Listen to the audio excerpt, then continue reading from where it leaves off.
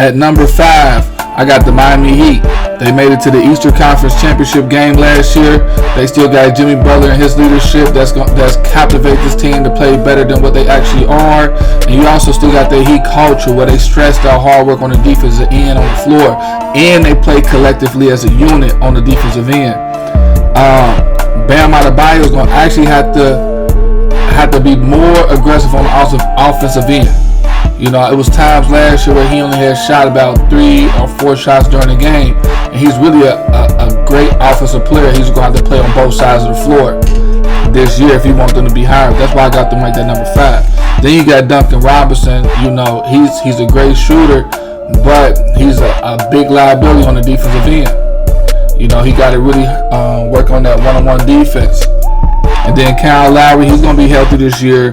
Then you got Victor Oladipo, he's a great asset as well. So the Heat is a very, very solid team out east. And I feel like they can give a lot of good teams fits, but I do have them at my number 5. At number 4, I got the Brooklyn Nets.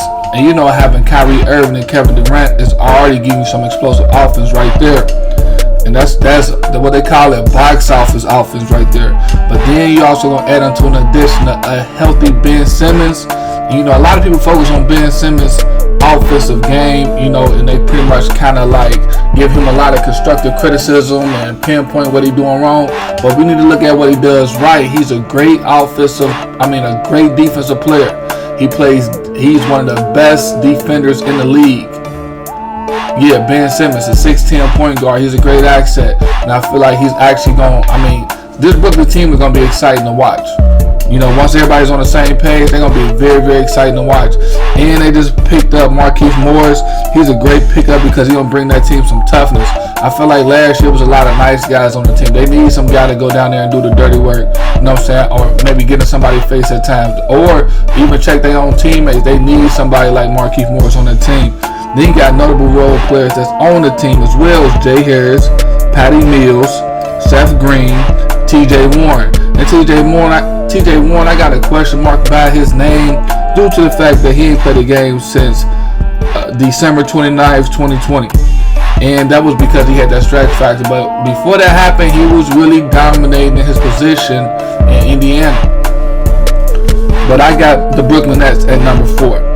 At number 3, I got the Boston Celtics. I know they made it to the championship game last year.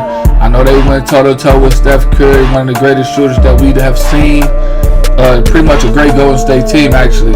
But, you know, they were so young and they needed that loss to actually grow. And I see Jason Tatum, I can see him emerging into a superstar into this league. Jaylen Brown is a solid all-star in this league. Then you got solid players like role players on this team such as Marcus Smart. I mean, he the defender player of the year last year. They just added on Malcolm Brogdon. He's a great pickup for this team. I feel like he'd be a great addition also to the leadership side of the squad. Then you still got the sparks that you had that kind of spark y'all run as far as with Derek White and Grant Williams. These guys ain't gonna do nothing but just continue to improve and to continue to work on their game. And one of the best rim protectors in the league right now, he's going to be healthy this year, and that's Robert Williams. You got to think, a lot of the stuff he was doing last year, he was hurt. So this year, he's going to be healthy. So yeah, the Boston Celtics is going to be a scary team out east. But I do have them at my number 3. Number 2, I got the Milwaukee Bucks.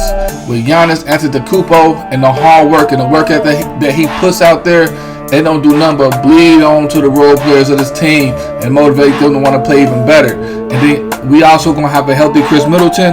Well, not we. They're going to have a healthy Chris Middleton. So, yeah, I can see this team being very, very good this year. And then you can't forget that Drew Holiday is there. He's one of the most underrated point guards in the league. He's a great defender. He's a good spot-up shooter. And, you know what I'm saying, he makes real good decisions with the basketball. And Bobby Portis did have a down season last year, but this is a year that he's going to actually pick back up his play, and I feel like he's going to show the world pretty much why the Milwaukee Bucks went with him instead of PJ Tucker. And Joe Ingles, he was a great pickup for him. He coming from the Utah Jazz, he was a real good pickup because he gives them more size and he gives them more three-point shooting ability. So they don't do nothing but actually spread the floor and allow Giannis to operate in that middle. You know, he's a terror down there. He's difficult to handle. So these guys is gonna be some trouble. And then you got to look at the notable role players on this team as George Hill, Jordan Nwora, Wesley Matthews, Pat Connaughton, and Serge Ibaka. Well, you know, it's a question mark on Serge Ibaka because, you know, a lot of times he was injured last year, but I feel like if Serge Ibaka can come out there and give you some productive minutes, it ain't gonna be big minutes, but he can give you some productive minutes. Man, this team can be a real nightmare on the Eastern Conference. At number 1, I got the Philadelphia 76ers. The Philadelphia 76ers got one of the best, if not the best, big man in the league in Joel Embiid. Then you're going to have a healthy, determined, and in shape James Harden. I feel like you don't get that James Harden that everybody was seeing back in Houston. That's going to be a great look. And a great pickup that they got on their team, they picked up PJ Tucker. He going to give them some toughness that this team needed. Like I said, a lot of these teams was just kind of a lot of nice guys. They didn't have no dogs on their team. They got a dog in PJ Tucker. And I feel like that's a real good look for them. Also, they got another dog in the Montrezl Harrell. I feel like, you know, he's Mr. Sixth Man of the Year. And he got that Sixth Man of the Year award playing under Doc Rivers, who he's going to be playing under right now. So I feel like this Philadelphia team, this is their year to actually win it and take a title to Philly. Some notable role players for this team.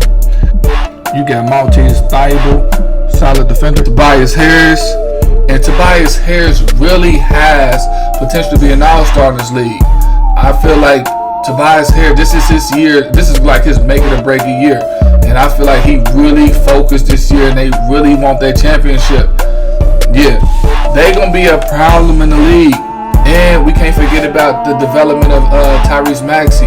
Tyrese Maxey is really about to be out here getting it.